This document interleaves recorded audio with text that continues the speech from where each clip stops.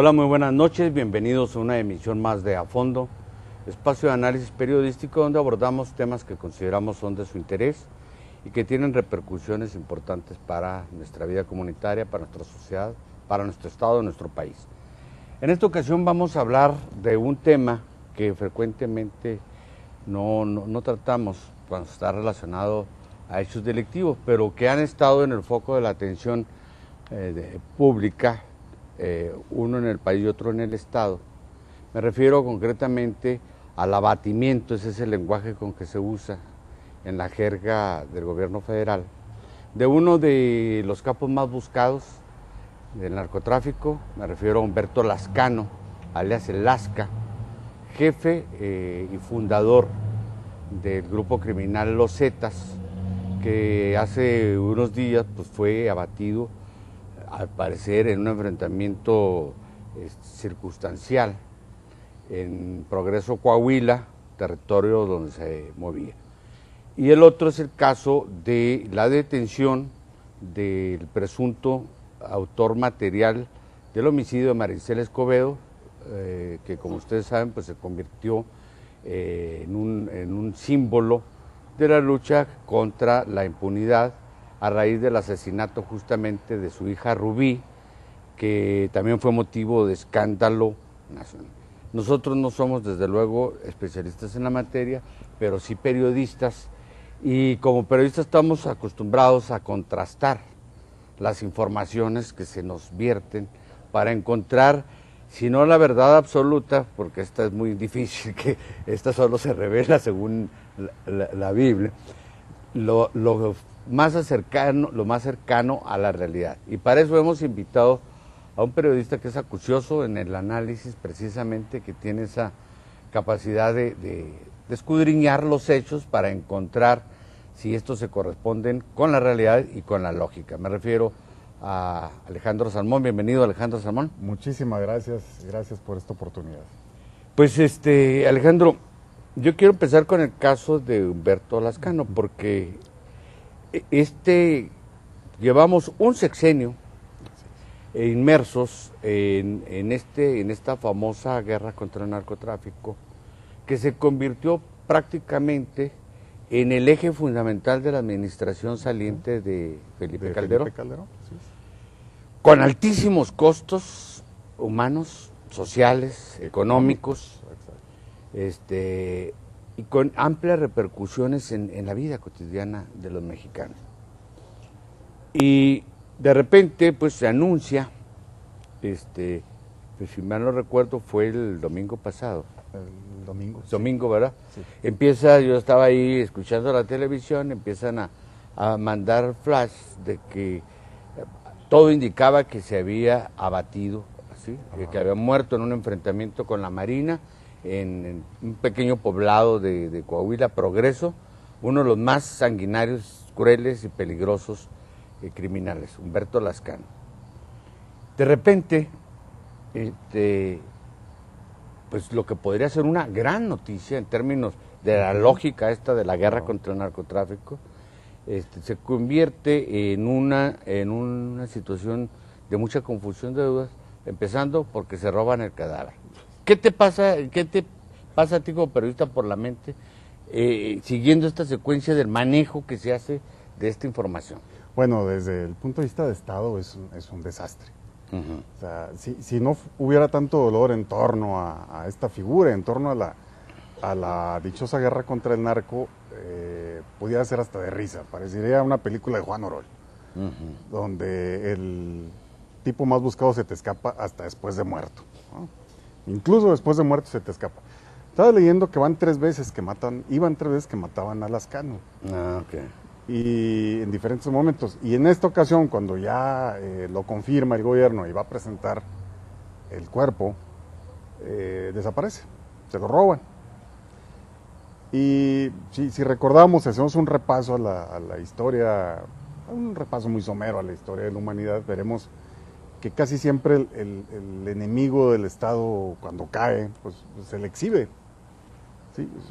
Es un momento importante para el que detenta el poder mostrar a su enemigo muerto, Dios.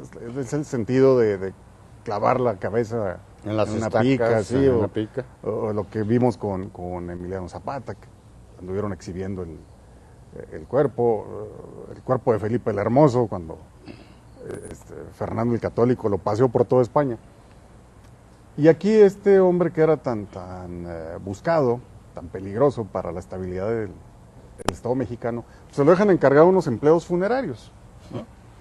Sí, van, pues, está en una funeraria y pues, ¿qué podían hacer esos señores? Pues que nada tienen que ver con los sistemas de seguridad. Entonces, después de 6 años, de, como tú dices, unos costos muy altos en todos los sentidos, no se pudieron cuidar, por lo menos esos pequeños, pues ni tan pequeños detalles de forma y de fondo en materia de lucha contra el crimen. Dice a manera de justificación el vocero de la Marina, no recuerdo ahorita el nombre, pero además pues, es irrelevante, porque habla por la institución, de que ellos no sabían que era el Lasca, que ellos recibieron una denuncia anónima de que había sujetos armados en el lugar, que ellos andaban patrullando ahí en la zona, que fueron recibidos a balazos y que en ese intercambio mataron a esas personas, que le hablaron al Ministerio Público, que se tardó 6 horas en llegar. Bueno, suponiendo que así haya sido, esto no quita en lo absoluto ninguna relevancia al inescrupuloso manejo de esta situación, porque estaba leyendo un artículo de Raimundo Rivapalacio, Sí. y Raimundo Rivapalacio dice, para empezar, dice, a ver, ¿de cuándo acá o cómo es que el ejército o la marina, ¿verdad?, pueden realizar ejecuciones sumarias? Primer Así término. es. Estoy hablando en términos... Y que no es la primera vez que así ocurre. es, de los protocolos que la ley Así es. establece. Primer punto. Dice, en segundo lugar, ¿dónde está la cadena de custodia que se supone se debe realizar? Sea o no el Lasca. Sea o no, Sí. cualquier otro Sí, que haya cualquier sido. otra persona. Tercero, ¿cómo es que preservan entonces la evidencia, la prueba, si esta la ponen en manos pues de una funeraria y se limitan a tomar fotos? Sí. Alguien por ahí en un papel le tomó las huellas dactilares y en base a eso lo cruzan con la información que hay en Con plataforma 20 centímetros de diferencia. y dicen que sí, pero y luego empiezan a surgir este tipo de informaciones, ¿no? Dicho por el vocero de la Marina. Dicho por el vocero de la Marina. Entonces, resulta que este cadáver que identifican como el Lasca mide 1.60. Sí, ¿verdad? Sí, y el Lasca, el su registro reporte, que el había de él, registro, sí. incluso en el de la DEA, Sí, era de 1.76, sí, ¿verdad? Entonces, 16 o 20 Sí, no, centímetros, es algo mucho, así. es Es mucho. mucho, es mucho. Y la explicación que dieron por ahí me dio mucha risa, porque dijeron, es que se la tomaron cuando tenía 18 años y seguramente todavía tuvo tiempo de crecer. De crecer. Bueno, es que aunque no nos querramos reír. es que de verdad, a mí me da risa, pero me da preocupación, porque una de las cuestiones que pueden darle solvencia a esto, pues es la confianza, ¿no? Es la credibilidad. ¿Cómo pueden las instituciones de justicia, los cuerpos policíacos, las mismas Fuerzas Armadas, recuperar la credibilidad, la confianza de los ciudadanos, si no con este tipo de 6 años después. O sea, 28 de diciembre del 2006, 28, 27, ya se me olvidó la fecha, sale el presidente Calderón con aquella camisola casaca militar, su gorra de oficial, con sus 5 estrellas bordadas, a declarar la guerra contra el crimen. Después dijo que no, pero ahí están los videos. 6 años después incurren en estos errores que ni siquiera son del Ministerio Público, son de las Fuerzas Armadas. O sea, es el vocero de la Marina el que sale a decir, pues estos dislates, ¿verdad? Esto de que de los 18 años en adelante creció 12, 15 centímetros, digo. Yo me puse a revisar la prensa internacional, al menos sus versiones digitales, y pues éramos la carcajada del mundo. El País, La Vanguardia, CNN en español, pues estaban riendo ese que se les escapó después de muerto, ¿no? Primero. Sí. Y segundo, pues que no coincidan. Vamos a una pausa y regresamos con este tema que de verdad es importante en términos de lo que señalaba en mi última intervención, no puede esto dar soporte, confianza a las instituciones de procuración de justicia. Juntos podemos hacerle frente a la delincuencia. Si sabes de algún delito que se esté cometiendo, llámanos al 089. Las llamadas son recibidas bajo un sistema inteligente que no identifica ni graba el número telefónico de quien la realiza, respetando tu anonimato. Llama desde teléfonos públicos, residenciales o celular. Por una cultura de la legalidad. Chihuahua vive. Gobierno del Estado.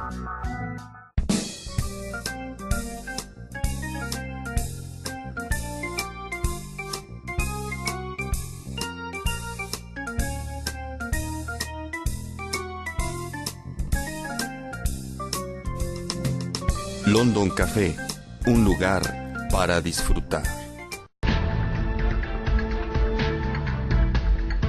Lamentablemente, jugar con la vida de otros a muchos les parece gracioso, movilizando inútilmente las unidades, haciendo mal uso de los números de emergencia. El 066 puede salvarte la vida, no juegues con él.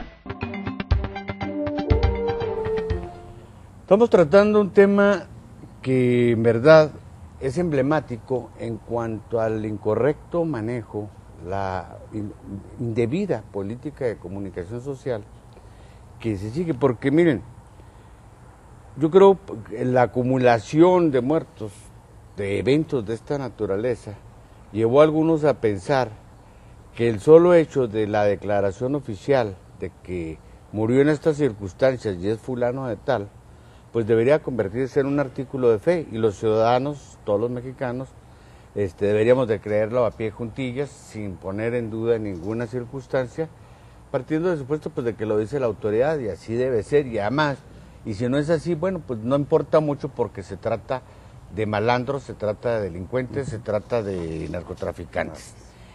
Aclaro esto porque lo que nosotros estamos abordando es una perspectiva del manejo de la información tan incorrecta. Obviamente ni estamos defendiendo a Alaska, ni estamos nada. Ni somos agentes del Ministerio Público. Ni somos agentes del Ministerio Público, ni nada por el estilo. Bueno, pero hay otro dato también que a mí me llamó la atención, a propósito de esto de la estatura. Se supone que el Alaska, no se supone, está documentado, fue entrenado en Estados Unidos. Era de las tropas especiales, de las famosas, ¿verdad? Es de esas fuerzas especiales. Y en todos esos cuerpos especiales de élite militar, pues se exige una estatura mínima que no es la de unos 60, suponiendo que fuera el asunto. Entonces, ¿por qué no pensarán en esa situación? ¿Cómo es que nos dan eso? ¿A qué crees tú que responde esta lógica de comunicación? De que, bueno, hay tan poca credibilidad en las instituciones, está tan desacreditado el Ministerio Público, la PGR, los jueces. Curiosamente la Marina y el Ejército te dan un buen rango de credibilidad, que aquí tenía prisa el gobierno de decir, ya cayó otro, ya había caído el Apuro porque ya está inminente la salida, termina la administración. Estamos a mes y días de terminar. Miren, ya agarré al otro peligrosísimo capo, se apresuran a darlo, sin cuidar, o sin cuidar los protocolos, como bien dices, sin cuidar detalles que son tan elementales. Y nos quieren convencer con dos fotografías. Una, que es el cadáver tendido, y otra de Lascano cuando está en vida. Jamás va a ser, no nos va a aparecer nunca, un cuerpo en descomposición, pues se empieza a hinchar, en fin. Las fosas nasales, los pómulos, etcétera. Y ese es el único elemento que nos han dado para medio convencernos de que es él. A lo largo de la historia reciente de la lucha contra el crimen organizado, hay varios episodios en los que la sociedad no ha quedado convencida. Hay un sector importante de la sociedad que todavía no cree que Amado Carrillo esté muerto, por ejemplo. Que efectivamente fue también otra situación, porque muere en circunstancias. Muy curioso. Ahora resulta que la mayoría de los capos mueren en circunstancias muy raras, ¿no? En este caso, pues una cirugía plástica que ya no tenía el rostro. Y que no te quitan el bigote, cuando por mucho menos te quitan todo. Así es, exactamente. Entonces, con todas esas vivencias, parece ser como que el Estado mexicano no aprendió nunca tomó nota de qué importante es para un órgano de impartición de justicia o de persecución del delito la credibilidad. O sea, que la sociedad le crea. Con toda la desconfianza que hay en torno al aparato de justicia. Y salen con el apuro de presentar a otro capo, vivo o muerto, así parecemos aquí del oeste, sin cuidar esas formas. Sí, aparte pues que estaba la recompensa del 5 millones de dólares en Estados Unidos y 30 millones de pesos en... Que habría que preguntar quién la va a cobrar y cómo. Así es. También me sorprende el apuro de la DEA por felicitar al gobierno mexicano por la captura de Alaska, cuando, como bien dices, los registros de las Fuerzas Armadas, de la Marina estadounidense, no coinciden con las dimensiones de esta persona, llámese como se llame, que nos presentaron hace unos días. Tal pareciera, bueno, pues, no es que uno quiera ser mal pensado, ni mucho menos, que tienen apuro en decir, este ya se murió. A ver, y aquí esto es muy importante, porque entramos al terreno de entonces ya de una intencionalidad de manejo político, ¿Sí? de los hechos, de las situaciones. ¿Y a qué me refiero? Porque este apuro del que tú hablas, ¿a qué puede responder? Bueno, en la medida, es lo que he constatado, de que se acerca la salida de Felipe Calderón, las críticas en torno a su estrategia de combate al narcotráfico, su llamada guerra pues contra la delincuencia organizada, ha sido objeto de muchos cuestionamientos. Y no es para menos, la misma información que acaba de dar al equipo de transición de Enrique Peña Nieto, habla de 6,000 y pico de muertos y 40,000 desaparecidos.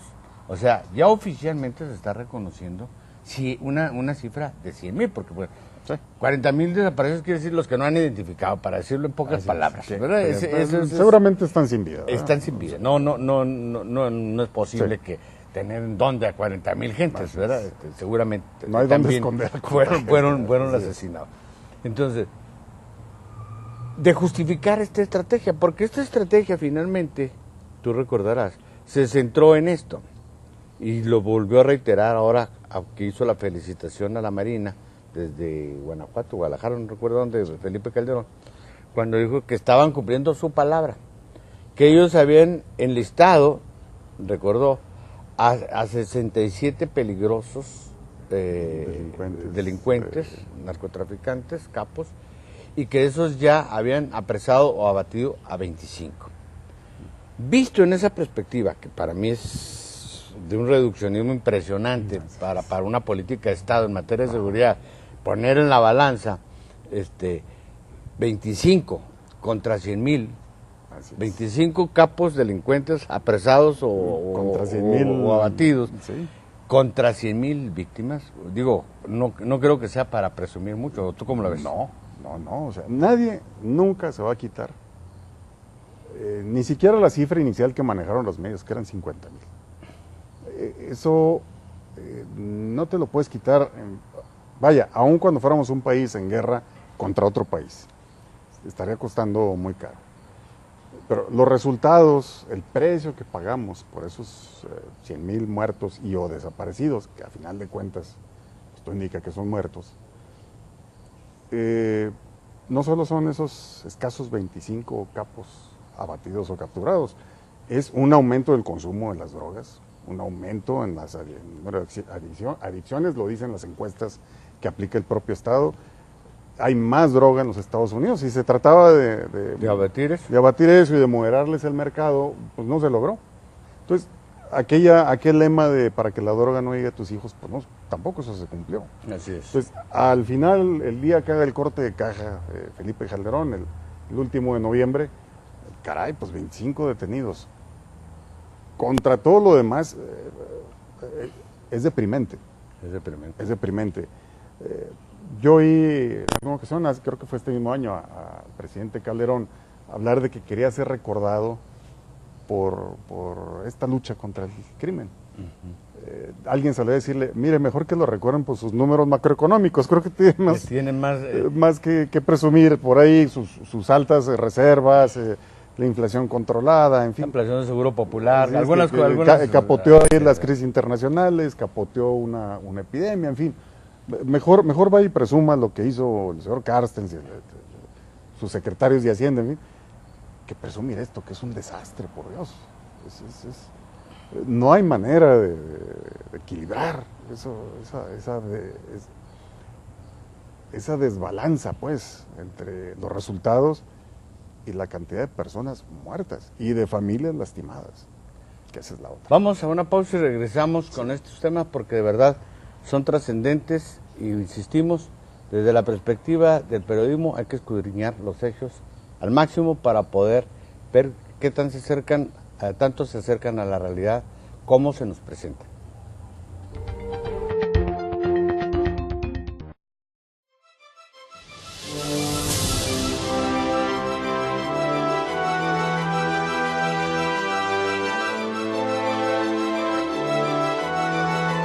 Empezar desde cero.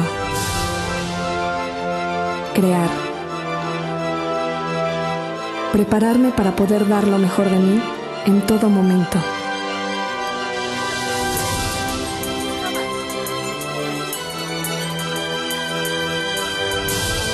Creer en lo que hago y darme cuenta que otros también creen en mí.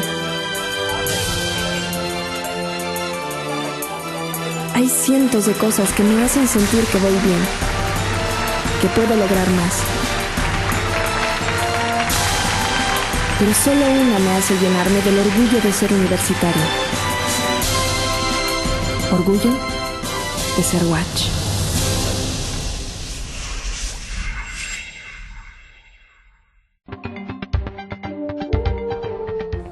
Gracias por continuar con nosotros. Estamos transmitiendo desde London Café, ubicado en Antonio Montes, 4318, justo enfrente de Fábricas de Francia. Le informo que ya los jueves tenemos noche bohemia, noche romántica, a partir de las 9 de la noche hasta las 11, con el extraordinario trío ensamble musical, saxofón, piano, voz, y de verdad de alta calidad. Lo invito a que se dé una vuelta.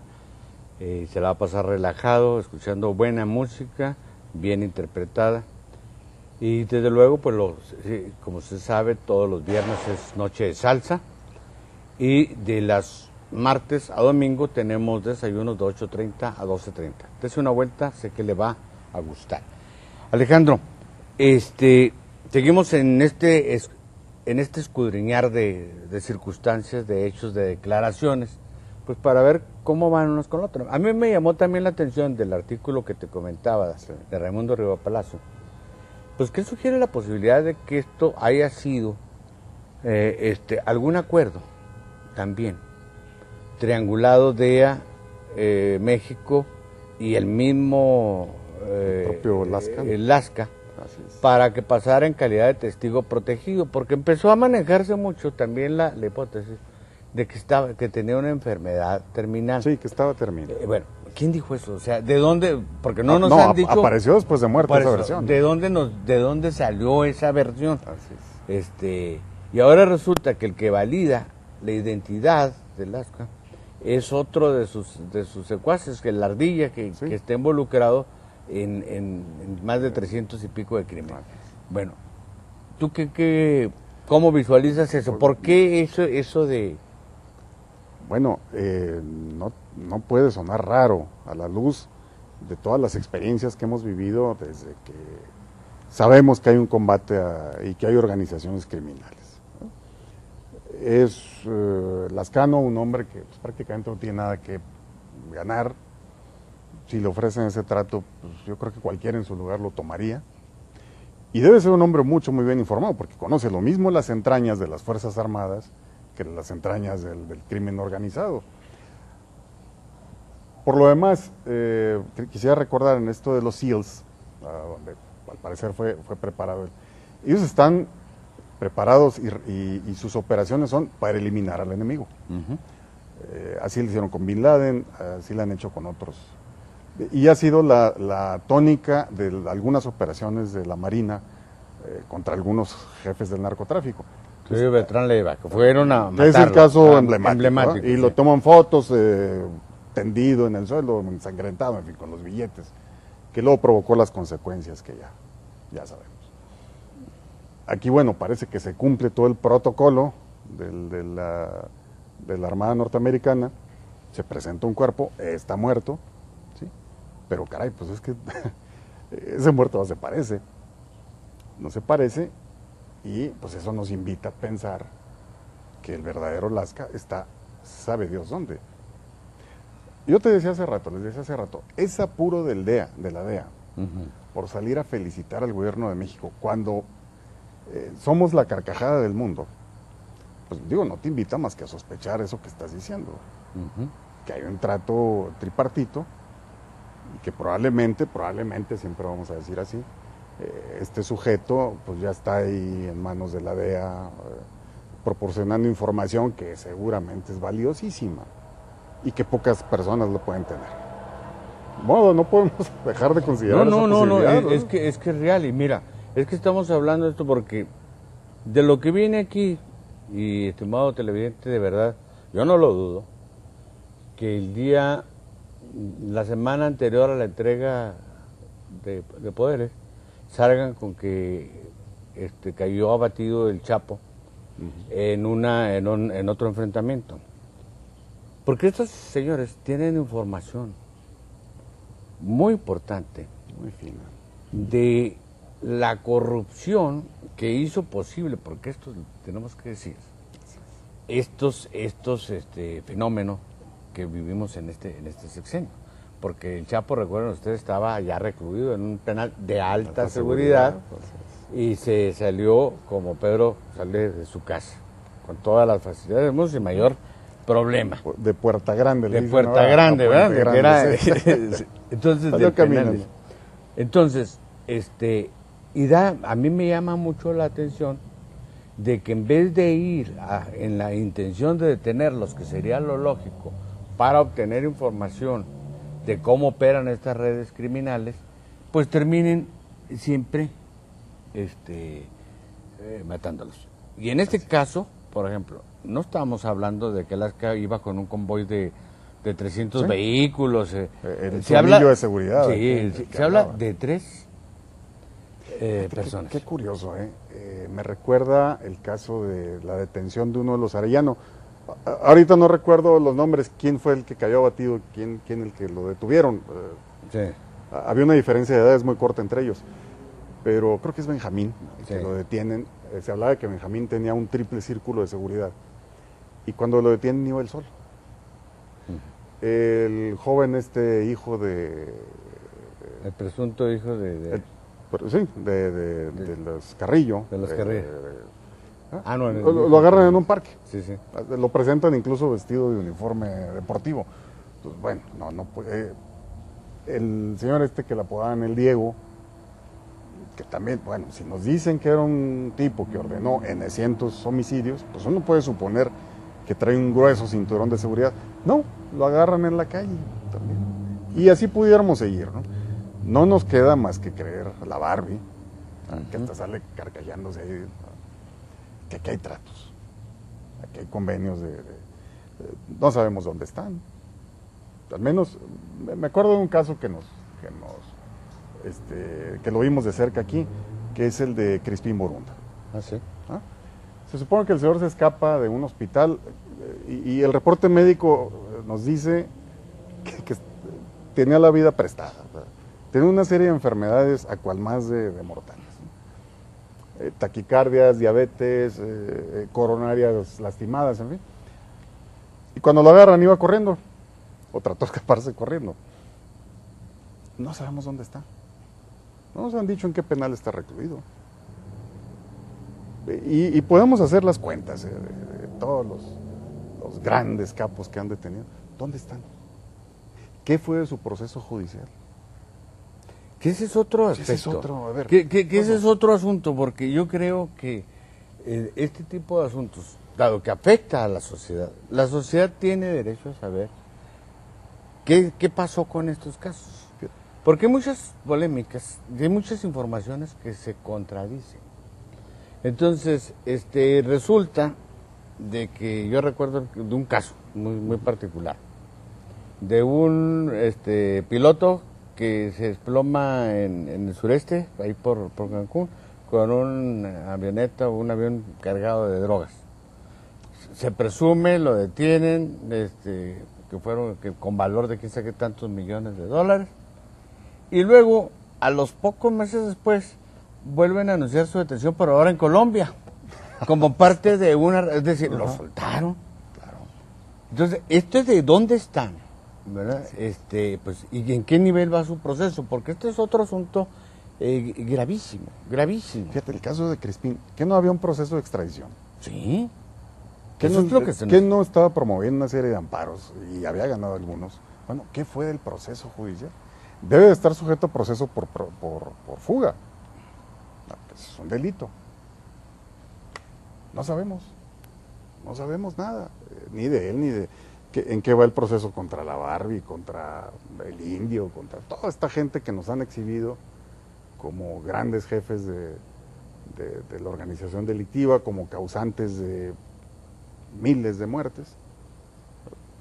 Porque ahí va el otro dato, y lo acaban de publicar también, de los 90 y tantos mil muertos, 73,000 correspondieron al fuero común, porque pues, sí, son homicidios. Un porcentaje que no pasó los 2,000 y pico, se quedaron en el ámbito federal. Bueno, para no hacer todo el desglose, nomás te voy a decir una cosa. ¿Sabes cuántos quedaron en sentencia firme de los 2,000 y pico federales? Que evidentemente pues son narcotraficantes, están vinculados a la delincuencia organizada. 2 sentencias condenatorias. Ya, en última instancia. En última instancia, 2 sentencias. 2. O sea, de los 2,000 y pico que detuvieron, solo están sentenciados 2 personas. Y de los 70 y tantos mil del fuero común, ¿sí? Hay sentencias solo sobre como 1,000 y pico de personas. En esas estamos. Vamos a una pausa y regresamos con usted de inmediato. Que ahí hay un truco.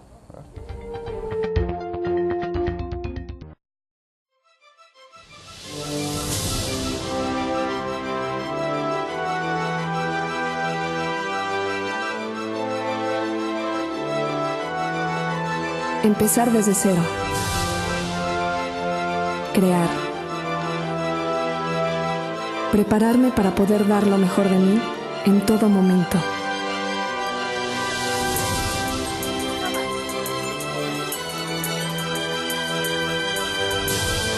Creer en lo que hago y darme cuenta que otros también creen en mí. Hay cientos de cosas que me hacen sentir que voy bien, que puedo lograr más. Pero solo una me hace llenarme del orgullo de ser universitario. Orgullo de ser Watch.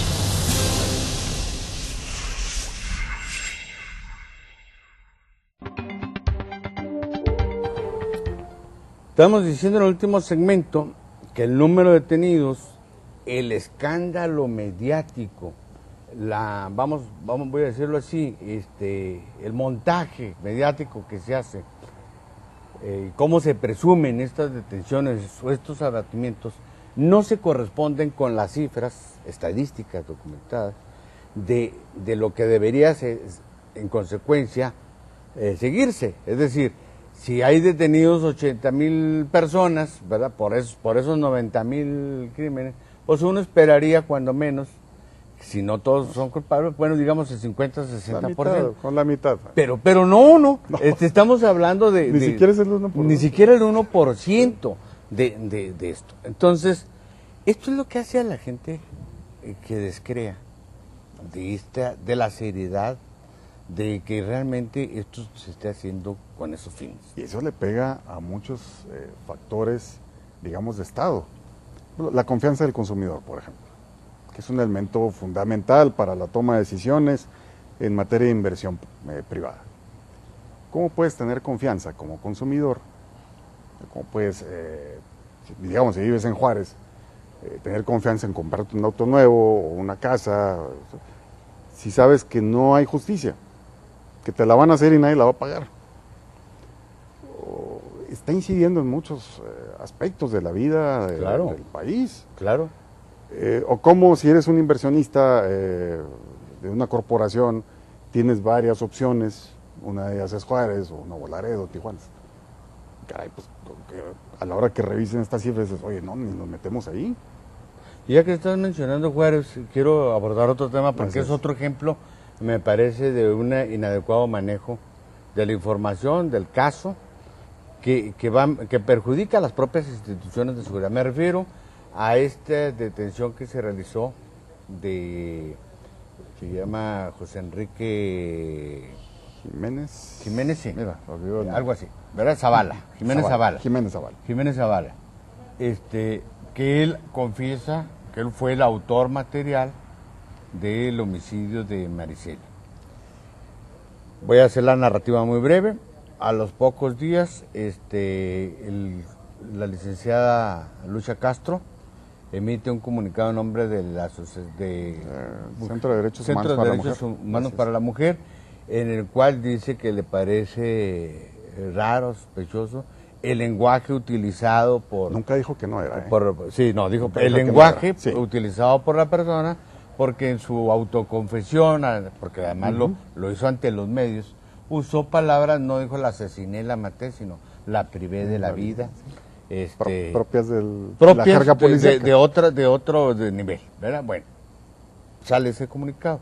Posteriormente, el hijo de uno de los hijos de Marisela, que está en Estados Unidos tramitando asilo, hace una declaración pues que es muy pesada, es impactante, donde dice que la persona esta que está presentándose en Chihuahua como el autor de la muerte de su madre no es, y que su tío, el que en el video que se sacó trató de evitar que le dispararan a Marisela, que le aventó una silla de plástico, dice que él fue el que proporcionó los datos para que se elaborara el retrato hablado.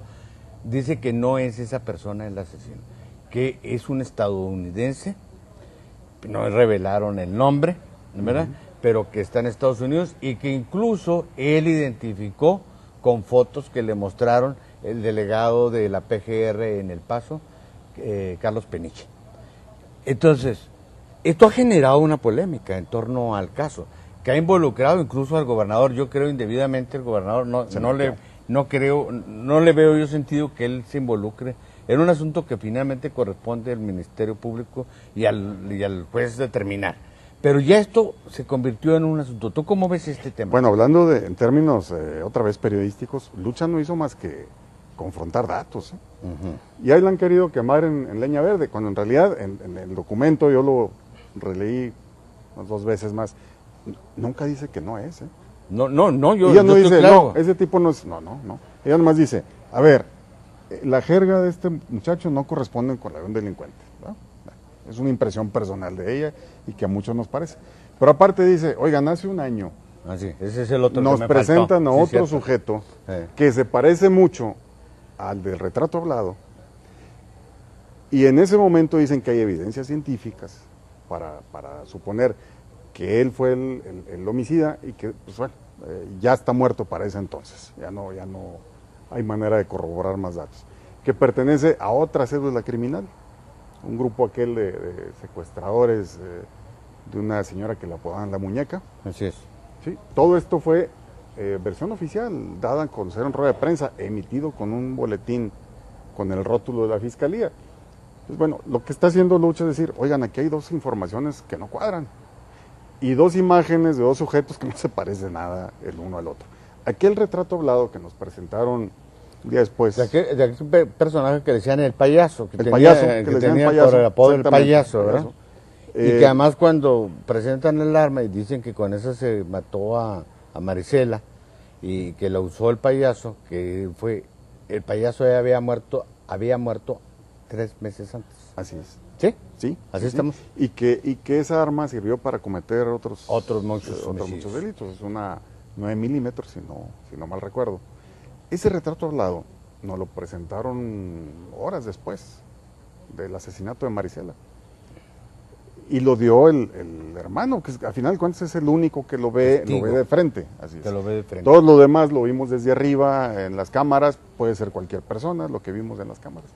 El único que lo enfrentó y alcanzó a verlo es el hermano de Marisela, y no se parece en nada, este señor Wicked, que le apodan el Wicked, a este que nos presentaron horas después del homicidio. Bueno, ¿cómo quieren que no hagamos preguntas? Yo no estoy diciendo que sea o no sea, yo no soy agente del Ministerio Público. Pero lo menos que puedo hacer es formularme estas preguntas y formulárselas a la autoridad. Y lo digo porque hace unos días tuvimos una entrevista con el diputado Serrano, Enrique Serrano, coordinador del grupo parlamentario del PRI. Y él clamaba, puedo entender sus razones, pero dice, bueno, es que, ¿por qué no le reconocen a la Fiscalía cuando captura a los delincuentes? Primero le exigen resultados y cuando los da... lo ponen en duda. Yo le decía, bueno, diputado, es que cuando hay estos elementos no nos queda más que seguir preguntando. No estoy diciendo que sean falsos o verdaderos. Nos dejan la pregunta viva. Y hoy día la mayoría de los medios nacionales siguen cuestionando la veracidad de las declaraciones de la inculpación, que ese es otro detalle. Supone que es la autoridad la que debe salir a decir, hay estas evidencias, hay esta confesión. No, es el propio inculpado el que sale a narrar, que por cierto es la segunda vez que pasa eso. Sí, sí. Me parece una estrategia curiosa, por decirlo menos, llevar al inculpado, platíqueles cómo hizo su fechoría.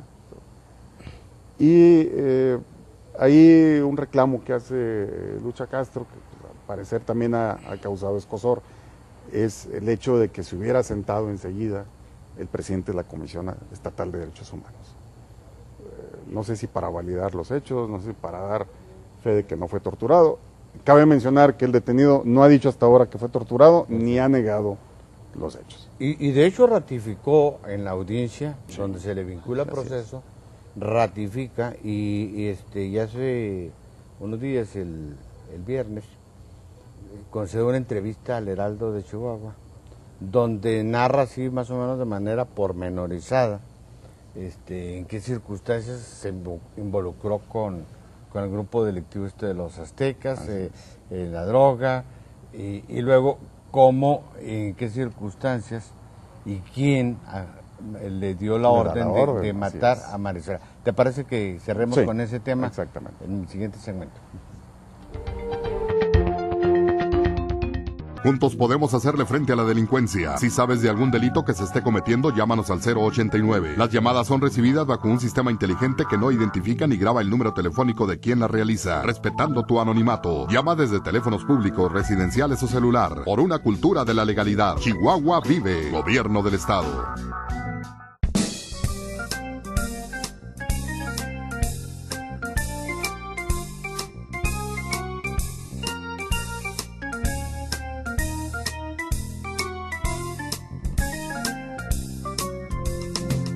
London Café, un lugar para disfrutar.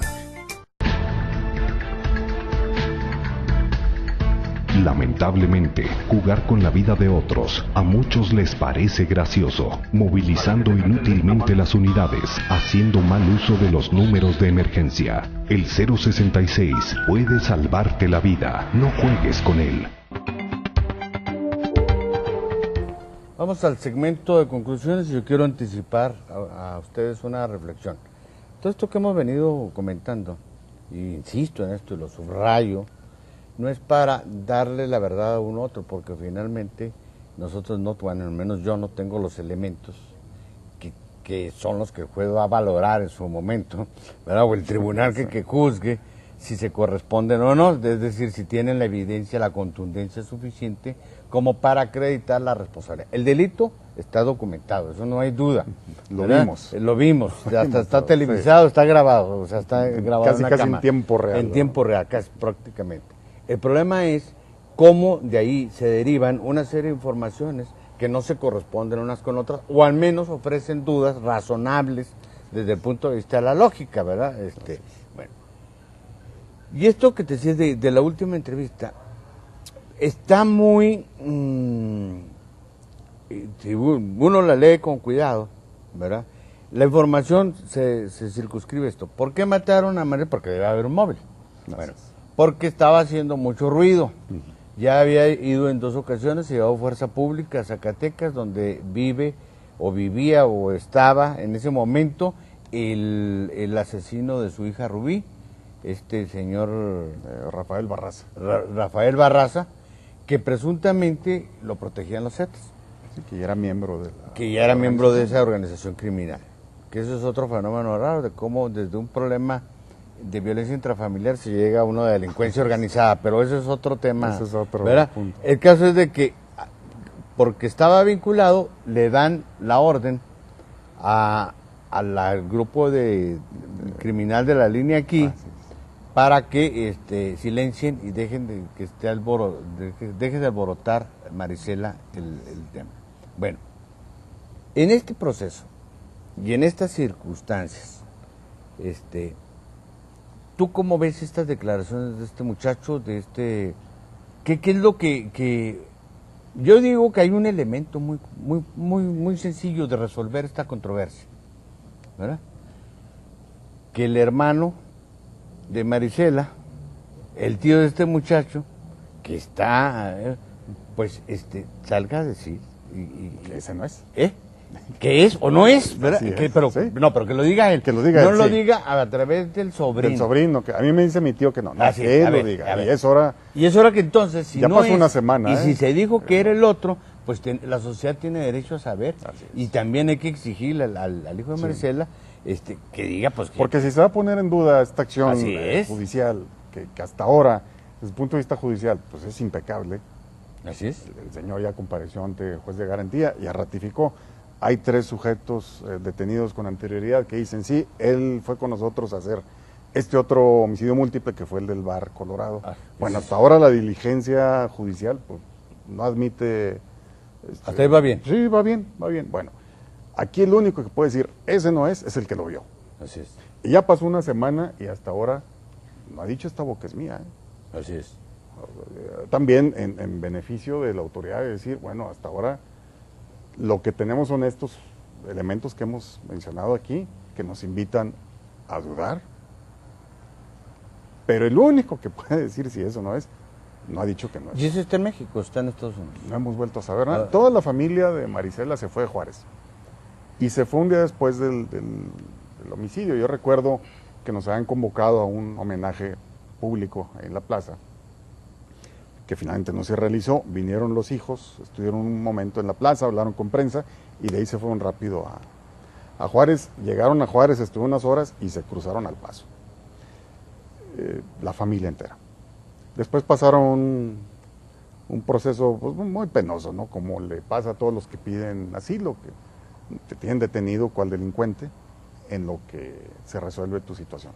A la nieta, a la nietecita de Marisela la mandan a Houston, a un orfanato, muy lejos de donde están su parentela. Y de este señor, hermano de Marisela, no volvemos a saber nada. Ni siquiera está en la lista de las personas, de familiares de Marisela, que solicitaron el asilo. No hemos vuelto a saber de él. Poco tiempo después, acuérdate, le queman la maderería. Sí, le quemaron la maderería. A Marisela y muere ahí una persona, un trabajador. Entonces, de este señor, que a final de cuentas es el único que puede venir a poner en duda ese proceso judicial. O avalarlo. O avalarlo, es decir, sí, porque finalmente aquí de lo que se trata, y yo creo que esto es muy importante, de que tanto los jueces como la opinión pública, pues tengan certeza de que que realmente se está aplicando la justicia, que se está combatiendo la impunidad. Porque este caso es emblemático, y tú lo sabes, y yo creo que todos los chihuahuenses lo sabemos. Dejó muy mal parado a las propias autoridades estatales, porque se supone que tenía protección, la matan frente a las puertas de Palacio. Son hechos, circunstancias, que ciertamente no son responsabilidad del Estado, ni lo hacen un crimen de Estado, ni mucho menos, pero sí... Pero le impactan. Tienen un impacto social muy, muy importante. Entonces, yo creo que en estos casos se debe ser mucho más cuidadoso que en cualquier otro.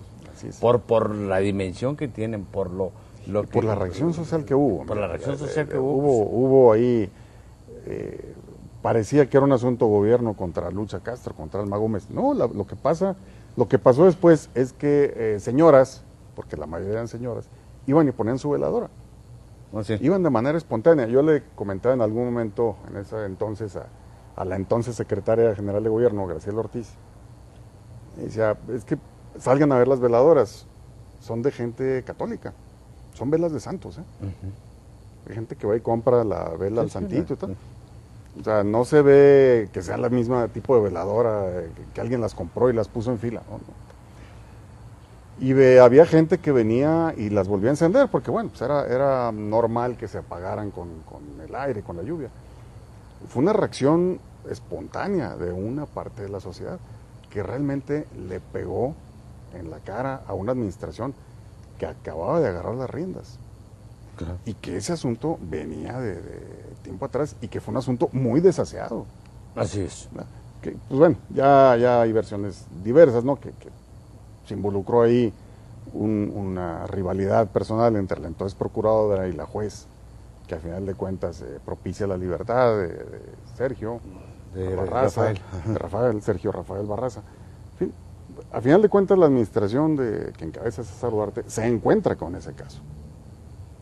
A mí me parece que no dimensionaron el tamaño del problema, sí, de lo que significaba el tener a una persona plantada de tiempo completo frente al Palacio en la víspera de Navidad, con su nietecita ahí. Creo que no calibraron debidamente la situación. Hubo un trato un tanto insensible hacia ella, y ahora, 2 años después, yo no pierdo de vista que estamos por cumplir 2 años, y en la víspera de ese aniversario nos presentan al presunto, hasta ahorita es presunto, ¿Así? autor material. Y eso, y yo creo que lo tengo que subrayar porque es responsabilidad social del periodista decirlo.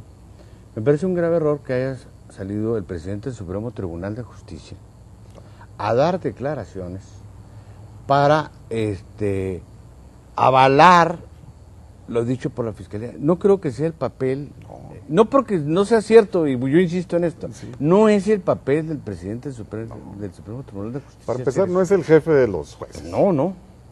Preside el máximo órgano calificador, el tribunal en el Estado, porque ni siquiera es última instancia. Así es. ¿No?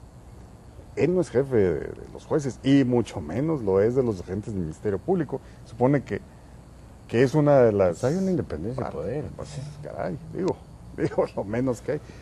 Entonces, sí, muy desafortunado, incluso desde el momento en que se anuncia el despido de los 3 jueces. No lo hace él, lo anuncia el gobernador. Desde ahí empieza el manoseo del caso. Sigo teniendo la impresión que agarra movido al gobierno cuando apenas se está acomodando. Sí. Está averiguando dónde están los documentos, las deudas, los cuentas por pagar, los amparos, y ¡pum! Ocurre una circunstancia que no saben cómo responder, Así es. Que se enturbia, se maneja mal, y todo esto tiene derivaciones posteriores. En política, los errores tienen costos altos. Y no sabes cuándo los vas a pagar. Así es. Muchas gracias. No, gracias Alejandro, a ti. Y a ustedes Muchas por su atención, y lo espero el próximo sábado en otra emisión más de A Fondo, porque recuerde usted, la verdad nunca es superficial. Gracias.